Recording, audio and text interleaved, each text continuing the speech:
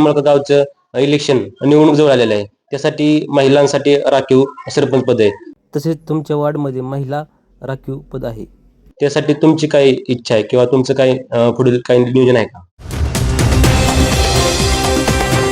Deshsatta news reporter, जनतेचा आवाज, निर्भीड पत्रकारितेचा नमस्कार, आपण पाहताय देशसत्ता न्यूज रिपोर्टर चॅनल. आज वडगाव निंबाळकर या ठिकाणी एक अभिमानास्पद गोष्ट, महाराष्ट्र राज्य नाभिक समाज महिला अध्यक्ष म्हणून यांची नेमणूक झालेली आहे. आपण त्यांच्याकडून सर्व वस्तू माहिती घेणार आहोत. कशा प्रकारे पदभार मिळाला आणि पदभार मिळाल्यानंतर त्यांच्या पुढील योजना काय आहेत. आपल्या सर्व ग्रामस्थ तसेच देशसत्ता न्यूज रिपोर्टर टीम कडून त्यांना खूप खूप शुभेच्छा पुढील वाटचालीसाठी. आपले प्रथमतः हार्दिक अभिनंदन. आपला परिचय द्या. काय सांगाल तुम्ही, कोणत्या पदावरती आता तुमचा पदभार झालाय? आपली जी नेमणूक झाली ती कोणत्या पदावर झाली? आता पश्चिम महाराष्ट्र महिला अध्यक्ष म्हणून निवड झालेली आहे. माझे नाव साक्षी दर्शन पवार, तालुका बारामती, जिल्हा पुणे. मी नाभिक समाजाची पश्चिम महाराष्ट्र महिला अध्यक्षपदी माझी नेमणूक झालेली आहे.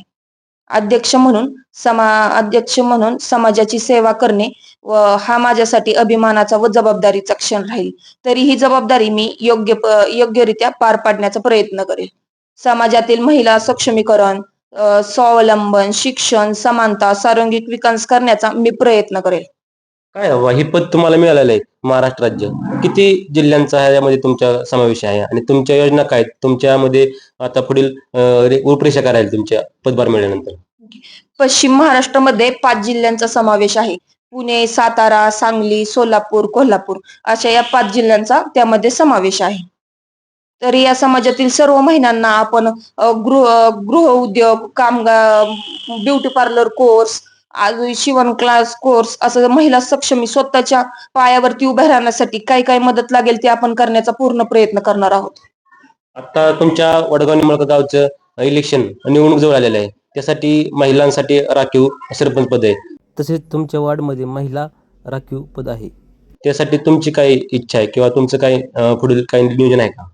नाही, आता तरी काही तसा विचार नाहीये, पण नंतर बघू, जेव्हा वेळ येईल तेव्हा. आता तुम्ही म्हणालात की महिलांसाठी प्रत्येक घटकांपर्यंत पोहोचण्याचा प्रयत्न करणार आहोत. तर ते कोणकोणत्या योजना आहेत त्या महिलांपर्यंत पोहोचण्याचा तुम्ही प्रयत्न करणार आहात?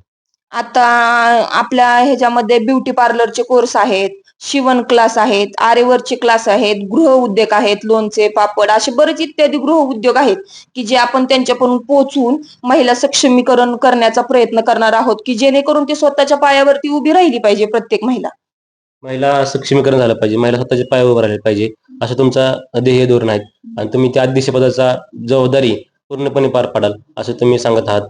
त्याबद्दल तुमच्या पुढील वाटचालीस शुभेच्छा. धन्यवाद. धन्यवाद.